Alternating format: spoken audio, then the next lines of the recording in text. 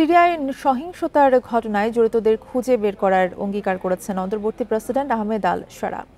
সবাইকে শান্ত হওয়ার আহ্বানও জানিয়েছেন তিনি। লাতাকিয়া ও তার্তুস অঞ্চলে 4 দিনের সহিংসতায় প্রাণহানি 1300 ছাড়িয়েছে, যার মধ্যে 830 জনই বেসামরিক নাগরিক। এদিকে সিরিয়ার এই সহিংসতার ঘটনায় নিন্দা জানিয়েছে যুক্তরাষ্ট্র। এই ঈদে জামা জুতো অ্যাকসেসরিজের ডিসকাউন্ট। 6 মার্চ ক্ষমতাচ্যুত প্রেসিডেন্ট বাশার আল আসাদের অনুগত যোদ্ধারা লাতাকিয়া ও তার্তুসে হামলা চালায়। নতুন সরকারের নিরাপত্তা বাহিনীর উপর গুপ্ত হামলার পর পাল্টা আক্রমণ শুরু করে সেনাবাহিনী। এরপর 4 দিন ধরে সিরিয়ার এই 2 শহরে চলছে ব্যাপক হত্যাযজ্ঞ। অস্ত্রধারীরা ঘরে ঢুকে সাধারণ মানুষকে হত্যা করছে বলে জানিয়েছে প্রত্যক্ষদর্শীরা। শহর দুটির বিভিন্ন সড়কে মরদেহ পড়ে থাকতে দেখা গেছে। আসাদ সরকারের পতনের পর থেকে সিরিয়ায় এই সহিংসতাকে সবচেয়ে ভয়াবহ বলে মনে করা হচ্ছে।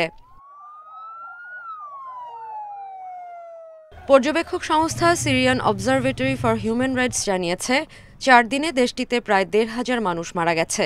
এর মধ্যে 8 শতাধিক বেসামরিক নাগরিক।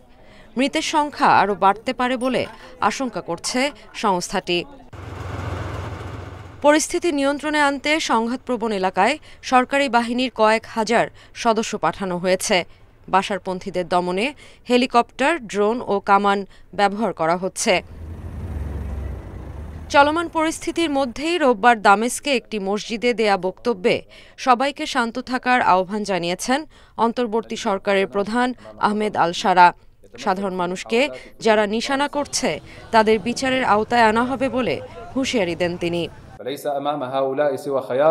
আমাদের জাতীয় ঐক্য ও দেশের শান্তি রক্ষা করতে হবে। সাবেক সরকারের অবশিষ্টাংশ এবং তাদের বিদেশি সমর্থকরা নতুন সংঘাত উস্কে দেয়া এবং সিরিয়াকে গৃহযুদ্ধের দিকে ঠেলে দেওয়ার চেষ্টা চালাচ্ছে। আমরা দৃঢ়ভাবে এবং প্রশ্রয় ছাড়াই সেসব অপরাধীদের জবাবদিহির আওতায় আনার প্রতিশ্রুতি দিচ্ছি। সংঘাত বন্ধের আহ্বান জানিয়ে রোববার দামেস্কে বিক্ষোভ সমাবেশ করেছে মানবাধিকার কর্মীরা। এ সময় বেসামরিক নাগরিকদের হত্যার তীব্র নিন্দা জানিয়েছেন তারা। Sadia Afrin, independent news.